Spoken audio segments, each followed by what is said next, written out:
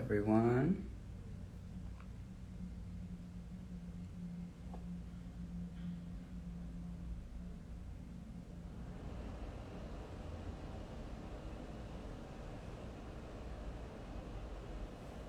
Welcome, welcome. We'll get started here in just a couple minutes.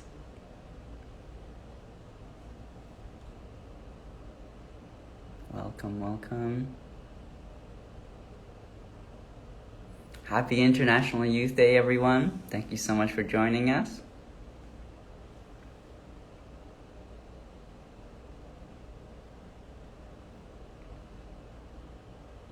We have 2 minutes to go. Welcome. So wonderful to see so many familiar names and so many unfamiliar names too.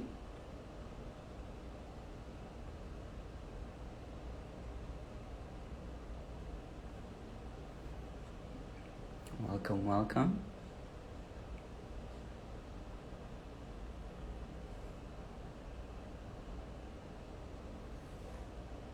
Welcome, everybody.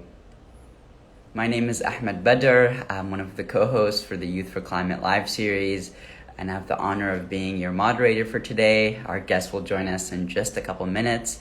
But before we do that, I wanted to just introduce the theme for today, Youth Driving Ambition, one of the key themes for the landmark youth event happening in Milan in September. And as we get started, and as we prepare to get started, it's important to remember that this theme is broken down into different levels. The multinational level, the national level, and also the local level. And so our speakers today, our wonderful lineup who you're seeing now and we'll see live shortly here on the background, are incredible, and they're all working across these different levels: the multinational, the national, and the local. So first, we have the multilateral, which includes proposals to enhance youth participation in international forums and their ability to meaningfully engage with climate action. And we'll talk about that word meaningful here shortly as well. Then we have the national level, guidelines and recommendations for engaging youth in national climate decision-making processes, another really important piece. And then the local level, proposals to foster youth participation to enhance and to achieve the enhanced local climate action. So all of our speakers today will be speaking to these three levels, and I'm so excited to be joined by these three amazing human beings. So they'll be joining us here shortly, and we'll get started. But thank you all so much for joining. Let me say hello to everybody.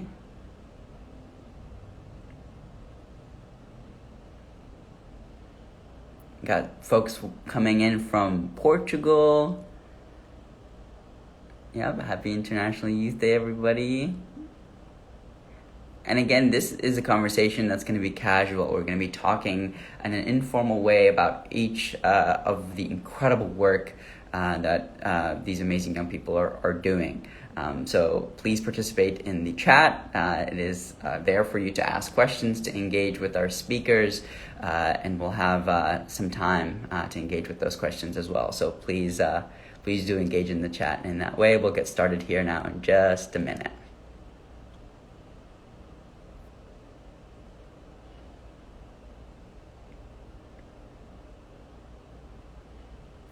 Hello.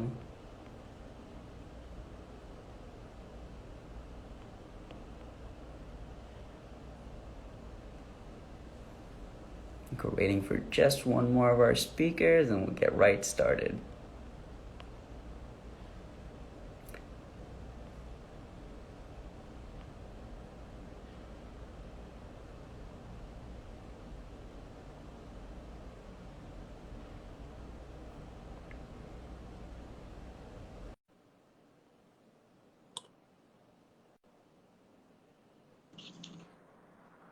Hello. Hi.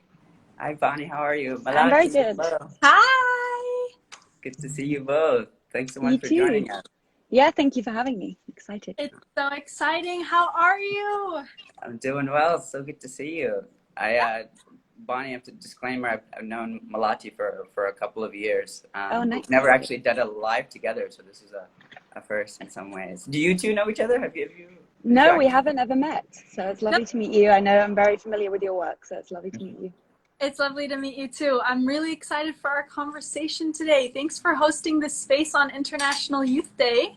Oh my gosh, yeah. Happy International Youth Day, everyone. Yeah, happy International Youth Day. Thank you so much, both of you, for joining us. We'll get started just in a minute. We're waiting for Nasreen, who will be there here in a second. Just want to make sure that he's waiting for us here. But before we get started, I'd love to just talk to you both about International Youth Day and what you're doing to celebrate International Youth Day today, just as we wait for Nasreen. Bonnie, do you want to go first? Yeah, sure.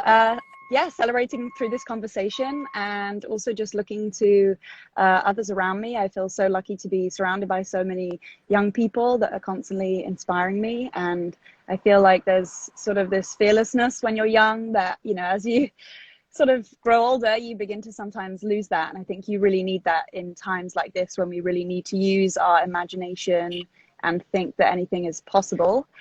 So yeah, just really looking to those around me to be inspired today. Beautiful. Melati? I couldn't agree more. I think there's so much inspiration and so much ideas around us, especially in the world we're living in right now, coming from young people. So together with the organization that I am a part of, Youthtopia, we actually launched today a mini grant for young change makers around the world who have an idea, and we'll support them financially. That's our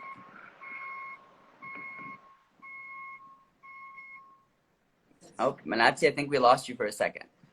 Oh, you're back. I'm here. You're back.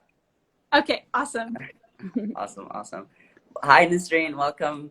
Hi, how are you? Oh, wonderful. Hello, everyone. Happy International Youth Day. Yes. Yes, to you. Day. Happy International Day. So we can dive right in.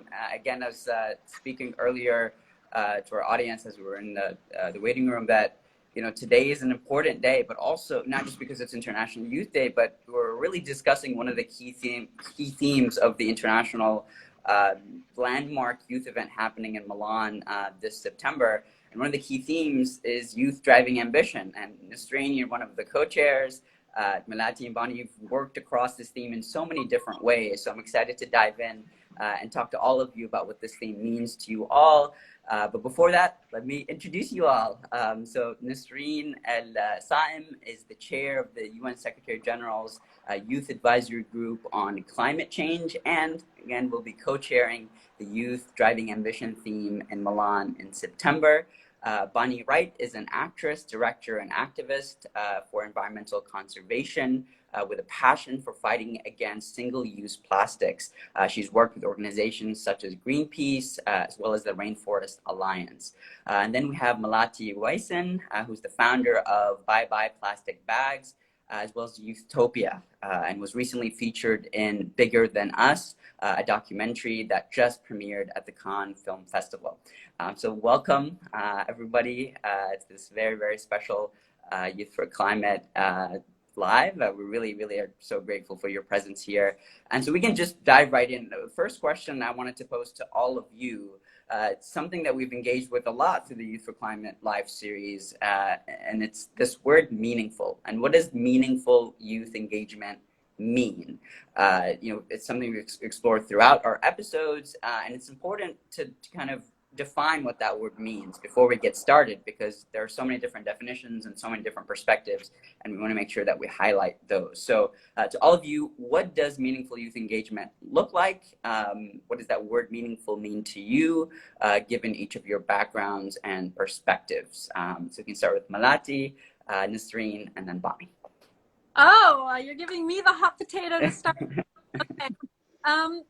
I think meaningful youth engagement for me, what that looks like, what that means, is involving young people in every step of the way, not just when there's something to celebrate, not just when you want inspiration and a standing ovation in a room full of people and press. So meaningful youth engagement for me is inviting young people at the very beginning, when things are not sure, when the plan is still being built, when the brainstorming process is still there, and allow us to ideate with you, co-create with you in a meaningful way, and not only celebrate at the end of the day, because I think we want to be part of the journey from the start to the beginning to ensure that we're implementing the changes we want.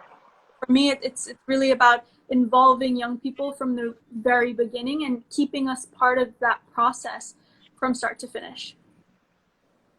Absolutely. Yeah, I Thank you, will go Melati. more Nasreen. radical. Yes, I will go more radical and say meaningful youth engagement means that we don't get invited, we invite. We don't get engaged, we engage. We don't get led, but we lead. This is the actual meaningful engagement for me, because we young people's with all of the experience they have, with all of their expertise, with all of the knowledge they have, we don't need to be in a patriarchic system anymore. We young people can lead ourselves, and we can also inspire older generations, not only younger generation. So meaningful youth engagements means that they don't engage us, we engage them. This is the fair trade for me. Beautifully put. Thank you. Bonnie?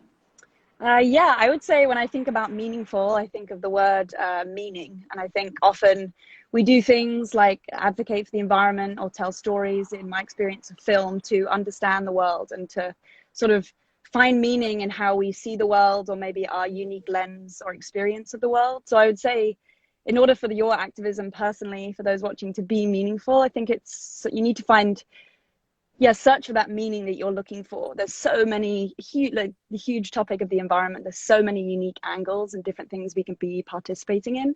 And I think we can maybe look to people around us and think, oh, we should do what they're doing. But I think really find your meaning within the topic so that it can be sustainable. So you're interested in it and you're constantly sustained by it. Absolutely. And that was actually something I wanted to ask you, Bonnie, that word meaning and your own journey towards climate action. You've lent your platform to youth activists that were at the forefront of youth climate action. You yourself have done such incredible work. I'm curious about that journey. When did you realize that you could use your platform for these really, really important causes? And how has that experience been for you? I'm really curious to hear about that journey for you. Yeah, I think it kind of happened organically. I don't think it was like I realized I had the platform, so I'm going to go find the topic I want to sort of, use that platform for. I think it was more just my own curiosity and compassion for the subject of, ocean health specifically.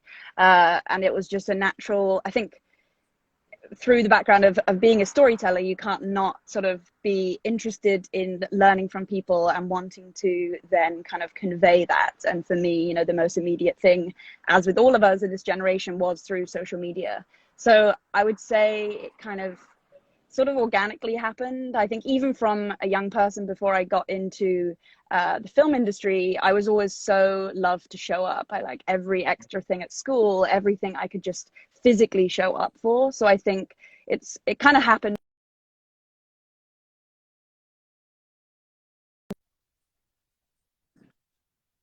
With the climate, I was always just so inspired by people's response to it. Just really people want to do something, today. So I was just really inspired that people were really engaging and were really trying their best and weren't sort of afraid to do things in the wrong way, sort of thing.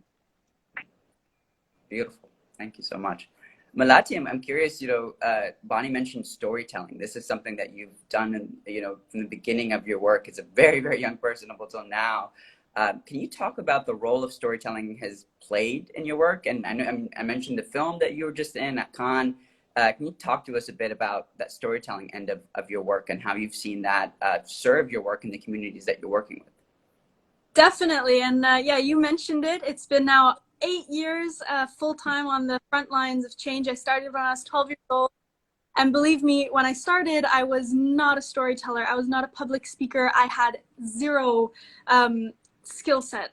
And I had butterflies every time I would go on stage, my, sweaty palms, shaky knees, all of it. But what I quickly came to realize is that when you feel, and we heard it before in previous speakers, like when we touch on that meaningful storytelling, I don't know, there's this bigger sense of purpose that drives you forward. And you feel this sense, this bigger than us picture, which is also the title of the film that just premiered at the Cannes Film Festival, that you're delivering a message that's bigger than one person, than one mission. It's a bigger picture. And I think that that really allowed me to kind of step into this in the mood of a storyteller. And I was telling the stories of other people, other experiences, and kind of using that as a platform and as a medium to connect with people so that they felt like they could also be part of the solution. I think that we see it in almost every young change maker today, using storytelling as a really big touchstone for everyone to be part of the movement. Absolutely. And one key thing that you mentioned through that storytelling is that you're reaching, you start, there's the local level, that there's a national level, there's a multinational level, just like the theme that we're discussing. Bye Bye Plastic Bags started as a local initiative, and now you're working on Utopia, which is global. Can you talk about maybe the lessons that you maybe gleaned from the local that you ended up applying to the international? And I'd also love to hear from you, Nasreen, as co-chair of the theme, how the different themes are organized and the kind of lessons that arise from those intersections. Melati. Yeah, with Plastic Bags, we had, no business plan, no strategy. We were 10 and 12 years old when we started. So for us, we quickly learned that there wasn't really a blueprint or a copy-paste solution when young people all around the world started reaching out and saying that they wanted to build a team. What was really important is that we had to understand our local environment. What was the mindset in our area? What was the policies in place? How do authorities and local policymakers feel about the bans against plastic bags? So really doing the local homework to understand your surrounding. And I think building or leaning on a network of like-minded people is so key to be able to keep going and to stay focused on your mission. So for us, that was like one of the key lessons that you need to do, and you need to understand where you are, and you need to have people around you that support your idea and turn it into reality. Absolutely. And Nasreen, you're co-chairing this theme. You'll be discussing, and having conversations much like this one in September, and I'm sure you're already having many of them in the lead up. You're co-chairing this theme. You're going to be leading the discussions. Can you tell us about your role as co-chair, as well as any reflections or reactions you've had so far to Bani and Melati's intervention so far? Thank you. I'm very much honored to be co-chairing the theme of youth driving ambition. And I think we are really driving the ambition. And to some extent, we are not only driving the ambition, but also forcing this drivation to raise the ambition and actually make things happen. Different actions that young people are taking around the world, to tackle climate change within their communities on different levels. And this is one of the most special things about this theme, that it works on 3 levels: the national, the bilateral, and also the multilateral. Yes, young people are active on all of these matters. We participate in the negotiations of the UNFCCC. We cross continents to raise the awareness about climate change. We share our lessons learned and also our good practices with each other. We also work on our local level wherever there is a climate crisis in our community. Whenever we feel that this community is so vulnerable, we try to build the resilience of this community. But we also feel and think globally, regionally, and nationally. Whenever we do a study, for example, or a survey, or we launch a report, we take into account every issue that we heard of, every problem other people have, and all of this effort that young people is making, it's high time to translate it into ambitious and into plans and into actions that the world leaders should take, and the business leaders should take also.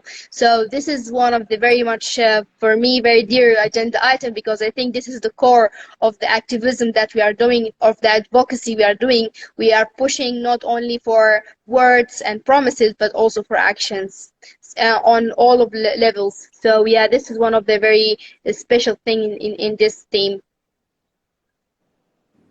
Beautiful. Yeah, moving just beyond promises, that's such an important point. And I think that another important point that you highlighted is the kind of the culmination of business community, government, and civil society. And that's what this landmark youth event in Milan is going to do. And it's bringing together, 400 youth delegates from all around the world that are going to be in direct conversation with these different actors across these different sectors.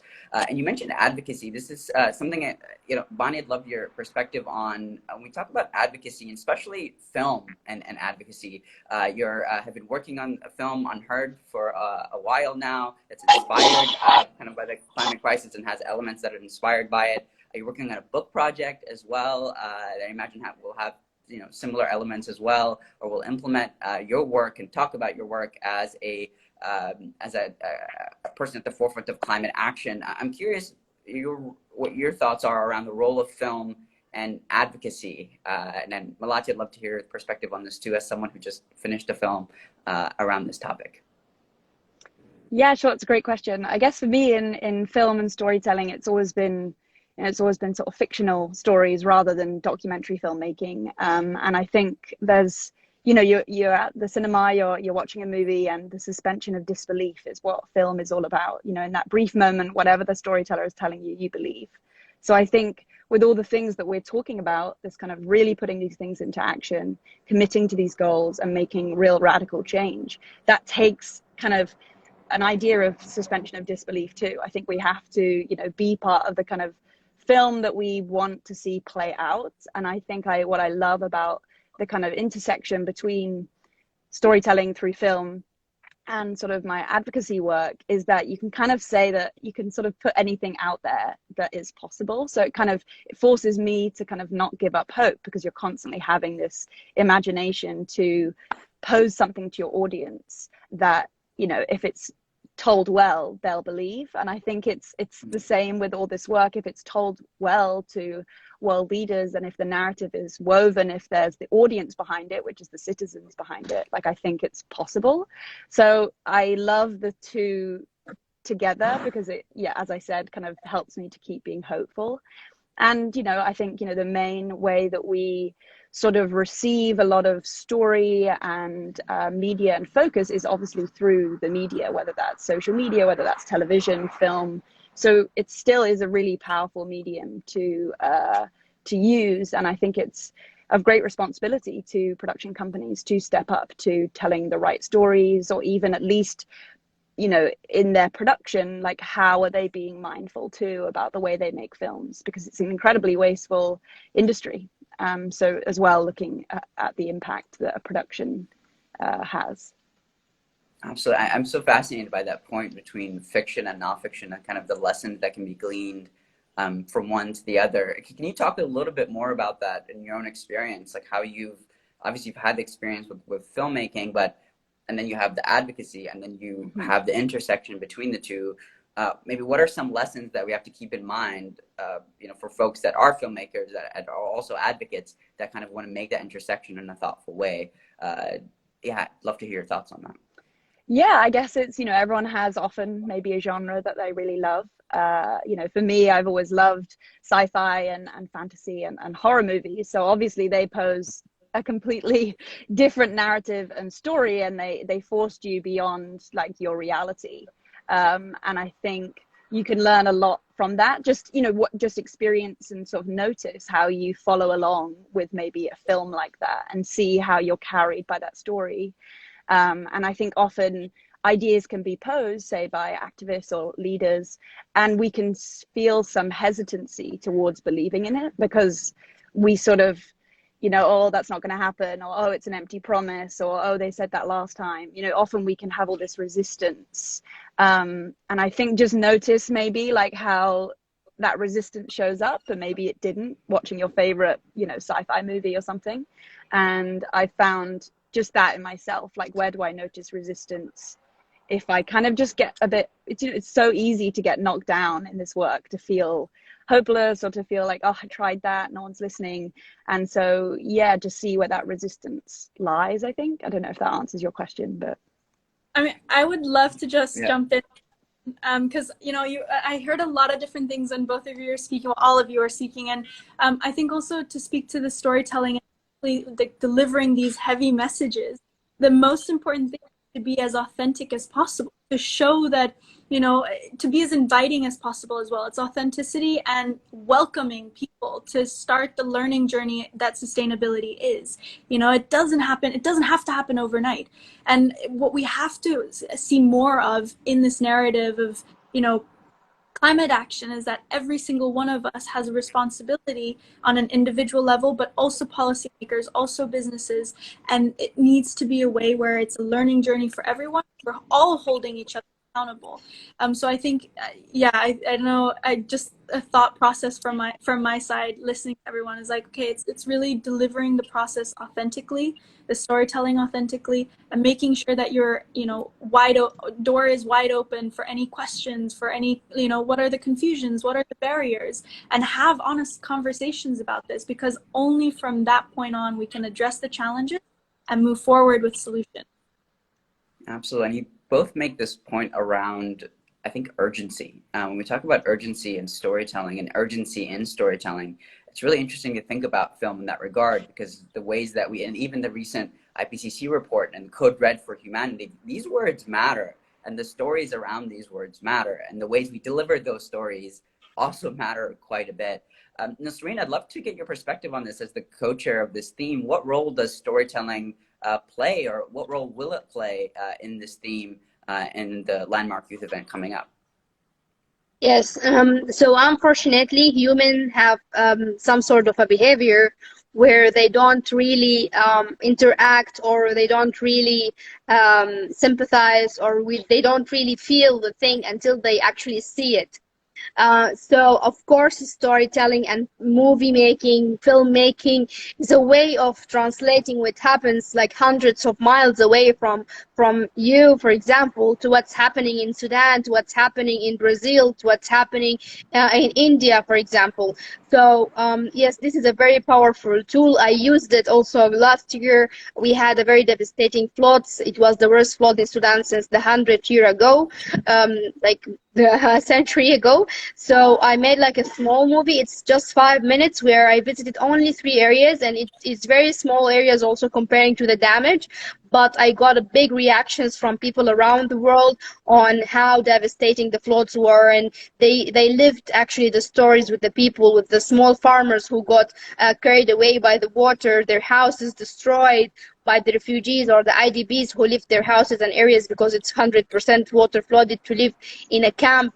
So I really guess, and I think that movie making, filmmaking is very powerful way to deliver the messages, because if our words did not work, if the scientific report did not work, then this is an actual live video or photo from where the disaster is happening, and this disaster might come to you one day. So this touch people very hard and make them move even if they did not believe it before. So yes, of course, and I know the media people and the journalists say that sometimes a photo speaks 100 or 1,000 words, something like this. So yes, that's very true. You live the story with the people who are living the catastrophe, and then you feel that you have to do something about it. Thank you so much, Nasreen. And I think visibility here is so important. What we see and how we see it really determines how we act and how we see the future. Melati, I'd love to hear from you about the film Bigger Than Us. You're the star of the film, but also other young people are featured. What was the process of sharing your story in this medium? You've shared your story now, through different forums for several years now. What was different this time? And also, I'd love to hear generally, when you do share your story as a young person working on the issues that you really care about and the change that you've already done, what are some things that have worked, in terms of the individuals or the organizations or the entities that are kind of shaping that story and giving you the platform to share that story? What has worked? What hasn't worked? and maybe starting with the Bigger Than Us film. Yeah. So Bigger Than Us was a journey that started when I was 18 years old when I traveled around the world to meet these other incredible young makers working in all sorts of different issues, challenges. And my little plastic pollution bubble burst. I learned very quickly that there are so many issues around the world, and somehow I felt so interconnected with all of these young people that I've never met before, and yet we had the same drive, bigger than passion, bigger than a hobby. It was our way of life to make sure that every day we woke up, we were contributing back into the environment. And so for me, when I connected with them, you know, we're all kind of different in the styles of public speaking, but one like common trait again is like the honesty, the authenticity that we have for the stories that are happening. No sugarcoating, not inspiration only. That's not the goal. We want action. And I think that, and you know, what we heard as well throughout the talk is like this urgency, this sense of urgency, but then also the knowledge that it's not only about getting the story to as many screens as possible, to as many people as possible, but it's also about how can we implement the change we want to see. You know, how do we translate that storytelling, that inspiration into changing everyday habit? And for us, I think that that's really what drives the work that we do every single day. I'm kind of drifting off because I'm kind of losing touch of the question. It's late here in Bali. Yeah. But yeah, I think so that's really what's worked. And of course, like what I said before, is really being that inviting tone as well. Like, you know, pointing out the problems, pointing out the challenges, acknowledging that they're there, but always giving a call to action that's tangible, whether that's talking to a group of CEOs or a group of students. Everyone needs a call to action. It's this feeling of give me something to do. It's this feeling of how can I do something that contributes back to the community. Beautifully put. And yeah, I need to jump here too, because yeah, she said something that touched me inside. I always say that climate action is not something we want to do or is something we like to do. It's a moral obligation for all of us. And this is exactly what she was saying. She said that something more than a hobby, something that was strongly driving us. And this thing is the moral obligation we all have, not only towards the planet Earth, but also towards the humanity and the future generation. And I'm sorry for the sudden darkness because we lost electricity here. It happens a lot, sorry. Yeah, but this is also something that I think the theme of Drive and Ambition should also think about and talk about, which is the inequalities and how these inequalities increase the intent and the vulnerability of the communities to climate change more and more.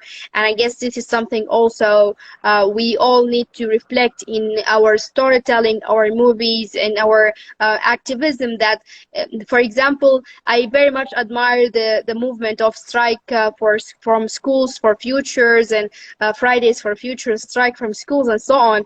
But for example, if I ask someone to strike from school in a country like Sudan, where more than 5 million kids at the age of school are not actually reaching education, it will be like very much out of the context. So it's also very important to localize the context and the tools that we are using in our climate activism and so on, but reflecting these inequalities. And that's why we need to raise the ambitions, because if you, in example, in developed countries have electricity 24 hours, then another person in another world, least developed countries, for example, have it for only 2 hours. And then how fair it is to tell the person who have only electricity for 2 hours to decrease their emissions from the CO2, where you have the electricity for 24 hours and by far bigger emissions, is still having the same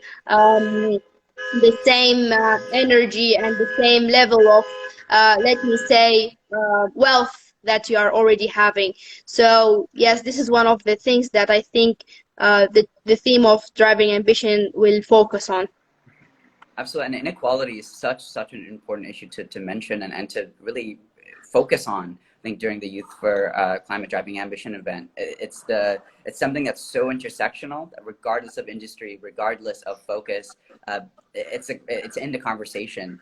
Melati, you mentioned plastics, and Bonnie, this is something you're very, very passionate about. In 2017, you boarded the Greenpeace ship Arctic Sunrise to trawl for microplastics. Your film, Unearthed, sorry, misspoke earlier, Unearthed, uses storytelling to talk about climate action in a really, really powerful way. And I know it hasn't been released yet, but I'd love to hear from you about, not just those two experiences, but any reflections so far on the themes that we've discussed in the context of storytelling and film: visibility, urgency, and inequality. Yeah, sure. I think obviously it's I think we're living in a time where sort of the lead role and the person centered at the story is shifting and changing after a long time coming, in terms of whether that's marginalized voices, communities, and people around the world. I think that's obviously massively being completely shaped. And I think luckily the things like social media, where there's complete access to obviously exist and have your story be told without needing to be kind of actually in a cinema screen. I think everyone has their sort of screen, but even within that, how are there people that are still being forgotten, and how are their stories still being forgotten, whether that is access to the internet, even access to power, all those things obviously that we've been discussing. So I think it comes down to, while I'm so grateful and honored to have the platform I speak on, my main thing that I love to do more than speak is listen. And I think that's a big theme for sure of actually the advocacy work that I do, and it's definitely developed more as I've kind of come to my own realization of my own, privilege and access to this platform has really been about shifting how I interact. And it's really been about how do I listen and how do I hear what people want first. I think people can often assume that someone wants this or this is the answer, but really without listening to that person's needs, as we were discussing on a local level, everyone is so specific to their local issue. So I've just really learned a lot from listening to others. Beautifully put. And that's actually, as we wrap up, my last question to you all is around this idea of capacity building, not just for speaking, but listening as well across the different industries that you're working with and across the different issues that your work touches upon and really makes an incredible impact upon. And all of you are working to build capacity in so many different ways, whether it's through storytelling or through other means. I'd love to hear your thoughts across the three levels that we mentioned: the local, the multinational, and the national or the multilateral. Capacity building. How can we create opportunities, for young, as Mr. mentioned, for young people to not just be invited, but to invite, not to speak, but really invite people to speak and to be at the forefront of, and have that agency. So capacity building. I'd love to hear Melati, Bonnie, and then Nasreen, any reflections or thoughts on how we can build more capacity for climate action as we think about youth participation ahead of the event in September, but also beyond it. Melati, I can start if you wish. Oh, you got it. Or, okay. You got it. Yeah, I'm coming from a hot country, so I'm used to breaking the ice. Yeah, so one of the major issues that capacity building is facing right now is that it's not a priority. It's not a priority for the donors. It's not a priority for the governments. It's not the priority for even the local communities, because they don't understand how important it is to build the capacity of the people, and they think it's hard to measure the success of capacity building processes, for example. And it's a big issue that all of us are facing in our local organization, in our youth organization, and so on. So, for example, if I spoke about storytelling, capacity building here in Sudan, and there is a lot of stories to be told in Sudan, I'm sure. There is a very obvious connection between climate change and shortage of resources and natural resources and conflict in different areas, and how this conflict caused migration, how this migration caused the conflict again, for example. But then if I asked any organization, for example, or any body to invest in building the capacity of these communities to be able to tell their stories, they will say, well, they need humanitarian aid more, they need shelter more, they need access to education more, they need access to health insurance, for example, or health services more. And it's true, we are not neglecting any of the needs of the communities. Communities need everything. They need, of course, the health and education access, but also they need to be able to understand what is the problem that they are facing and why the main cause of the issue, either of the conflict or the migration or wherever. And they also need to be able to express about themselves and tell their story to others and maybe find a solution for that, because understanding things is the first step to actually solving the same thing itself. And then we have the indigenous knowledge and the indigenous technologies in our communities that no one can access but them, because they only know the story of it, the components of it, and how it works. And also there's a great possibility of developing these local and indigenous knowledges and technologies into something that can actually be beneficial for the whole humanity. So why keeping these very precious treasures in small communities where we can actually communicate it to the world with a very small tool, as Bonnie mentioned, just a camera and social media account, for example. So there is a lot of things, there is a lot of struggles and challenges in front of the capacity building itself. It's not how we build the capacity, because there's hundreds of ways. It's why the communities needs to build the capacity. It's also why donors need to understand that they need to invest in building the capacities of the communities. Thank you very much. Beautifully put. Thank you so much, Nasreen. Melati. Well, I mean, there's not much to add after that. I think you touched a lot of the points that are so important. And I think, you know, as a young change maker and reflecting to like the life school that I've had at such a young age through the experience of being at the front line, so many of us young people want to get started, want to participate in creating change, but have no idea where to start. And I think that's like one of the biggest reasons why I started Youthtopia, to bring together all of these young change makers to build programs from their experience on the front, share that with as many young people as possible, because we recognize that this is currently not available in an average textbook. Currently, when we go to school from 8 to 3 p.m., it's not there. And so I think there's this hunger from young people saying, okay, how do I get started? How do I build a team? How do I build a team? Skills. And I'm hoping that one day Youthtopia becomes that go-to platform where we're learning from each other, and then the much needed change we need. Beautifully put. Thanks so much, Melati. Bonnie. Yeah, I think a lot was spoken earlier about just invitation. Just really don't wait for that invitation to begin. And if you need one, this is your invitation. Today, you know, this is an exciting day for young people and taking action.